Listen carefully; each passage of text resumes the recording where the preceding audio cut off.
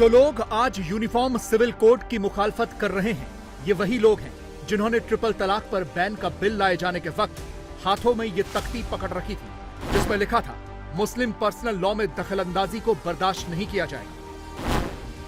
Interesting बात note कीजिए, जब मोदी सरकार सीएए का कानून लेकर आई तो इसी इकोसिस्टम ने कहा कि उसमें मुसलमानों को भी शामिल करो, और अब जब मोदी ने यूसीसी की बात की है तो यही इकोसिस्टम कह रहा है कि मुसलमानों को इससे अलग रखो। इन राजनीतिक दलों को अपनी बात कहने दीजिए, जनता के सामने इनका चेहरा बेनकाब हो जाएगा। ये कभी धारा 370 को गलत कहते थे, ये कहते थे धारा 370 हटाना गलत है, ये कहते थे ट्रिपल तलाक का कानून लाना गलत है, ये कहते थे राम मंदिर बनाना गलत है, और जिस बात को इन्होंने गलत कहा जनता ने इनको वहां तक पहुंचाया कि आज 40-44 सीटों तक सीमित होकर रहे। यानी यूनिफॉर्म सिविल कोड का पूरा विरोध ही एक तरह से शरिया कानून को बचाने की कवायद है। ऐसा क्यों है, पहले ये समझिए। यूसीसी के आने का मतलब ये होगा कि अलग अलग धर्मों में पहले से चले आ रहे पर्सनल लॉ जैसे शरिया कानून, Hindu marriage act, Hindu succession act, Indian Christian marriages act, Indian divorce act, Parsi marriage and divorce act, इन सारे कानूनों की जरूरत खत्म हो जाएगी और जो छूट पर्सनल लॉ के नाम पर अलग अलग धर्मों को मिलती आ रही थी वो खत्म हो जाएगी। इसे एक एग्जाम्पल से समझिए।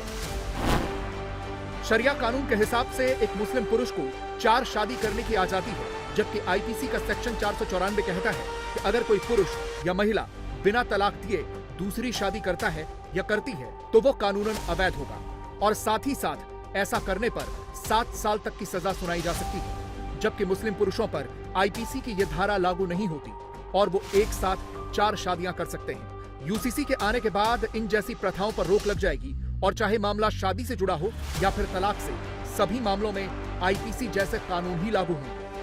कि सार शादियों को बंद करो।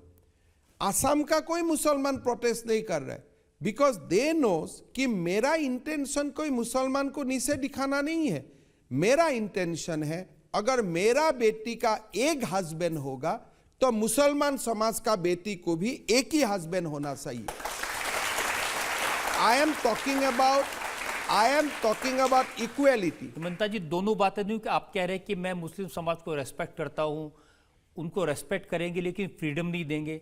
आप कह रहे हैं कि 4 शादी करने पर मुझे आपत्ति है। बहुत आपत्ति है, बहुत आपत्ति है।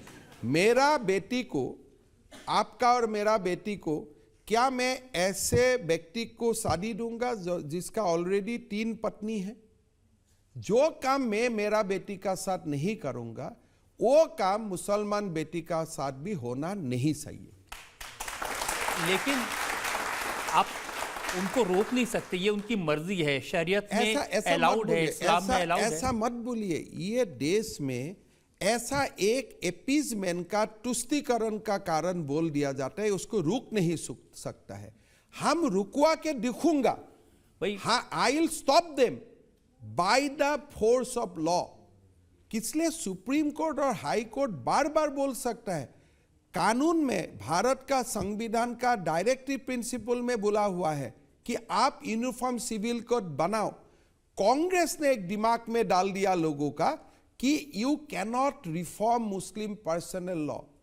Indian constitution directs, not advice. Indian constitution directs all political people, including the people in government, to work and to bring reform in Muslim personal law.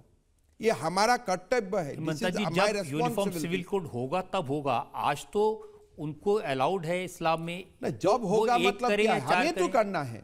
जब मियाँ बीवी राजी तो क्या करेगा काजी? अरे ऐसा मियाँ बीवी राजी होता है क्या? तो बीबी को तो जबरदस्ती राजी करवा जाता है because of some kind of reason. UCC के आने से सिर्फ शरिया ही नहीं बल्कि हिंदुओं के पर्सनल लॉ भी खत्म हो जाएंगे, जिससे HUF यानी हिंदू अनडिवाइडेड फैमिली के नाम पर हिंदुओं को मिलने वाली छूट भी खत्म होगी। हिंदू महिलाओं को अपने परिवार की संपत्ति में बराबर का अधिकार होगा। साथ ही साथ हिंदुओं में चाहे तलाक के कानून हो या महिलाओं से जुड़े अन्य कई नियमों में भी बदलाव आएंगे और वो भी आईपीसी और अन्य कानूनों के दायरे में आ जाएंगे। नोट करने वाली बात यह भी है कि हिंदू पक्ष यूनिफॉर्म सिविल कोड पर जश्न मना रहा है, यूसीसी वाला हैशटैग ट्रेंड करा रहा है। लेकिन मोदी विरोधी खेमा इसमें धर्म वाला कार्ड खेलकर मुसलमानों को बहका रहा है, भड़का रहा है। जानबूझकर पहले हिंदुओं के कानून को बदलो, फिर शरिया की बात करो, ये एजेंडा चला रहा है। समान अधिकार भारतीय संविधान के तहत दिया गया है।